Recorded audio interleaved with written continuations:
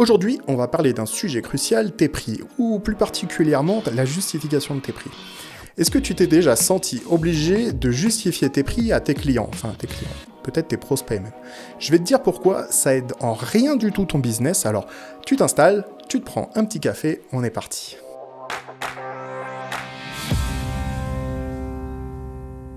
Alors, combien de fois j'ai vu sur Instagram des prestataires listant leurs différentes dépenses pour justifier leurs tarifs. Moi, je paye l'URSSAF, je paye l'électricité, je paye mon loyer, etc., etc. Ce discours un petit peu larmoyant, pour moi, en tout cas, il est plus pour s'auto-satisfaire, s'auto-encourager, plutôt qu'à destination des clients. Sauf que, dans votre communication, c'est vos clients qui regardent ce que vous faites, ou vos prospects plutôt.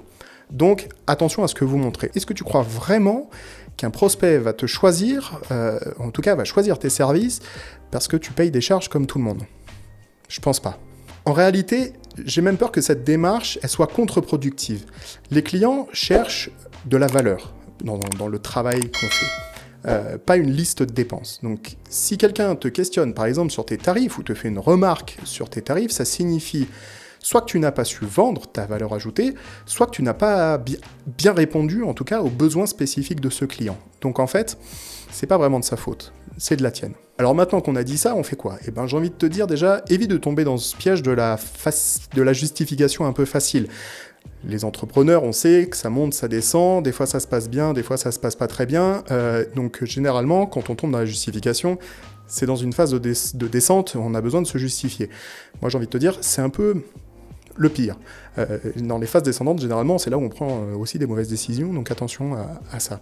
Ton travail, en fait, c'est de la valeur, et ta tarification doit refléter cette valeur. Pour moi, j'ai envie de te dire, concentre-toi sur ta présentation, la présentation de ta valeur, en tout cas à tes clients, de tes offres. Qu'est-ce qu'elle t'apporte, qu'est-ce qu'elle peut leur apporter réellement? Comment tes services peuvent rendre leur mariage unique et mémorable? Ça, c'est la question à laquelle tout le monde devrait répondre un peu tous les jours sur Instagram. Donc rappelle-toi, ton prix doit refléter la qualité et l'unicité de ton service. Ne tombe pas dans ce piège de la comparaison ou de la justification inutile. Il faut que tu sois focus sur ce que tu fais et toujours dans cet apport de valeur que tu dois un peu présenter à tes clients de la meilleure manière qui soit. En fin de compte, on peut dire que vendre une prestation, c'est pas se justifier, mais c'est surtout convaincre. Convaincre que ce que tu offres est unique, précieux peut-être, ou en tout cas parfait pour le mariage de tes clients ou de tes prospects. Alors, prends du recul, fais preuve d'originalité dans ton approche et surtout montre la valeur de ton travail plutôt que de copier que peuvent faire les autres. Des fois, tu vas voir que, c'est, comme je disais avant, c'est pas forcément la meilleure des idées. Allez, c'est tout pour aujourd'hui, pour cette vidéo un petit peu, pas coup de gueule, mais en tout cas, tapage de poing sur la table. J'ai pas de table.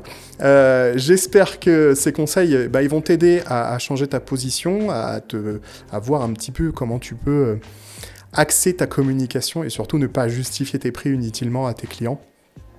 Nous, on se retrouve très bientôt pour une prochaine vidéo sur les Wedding Talks.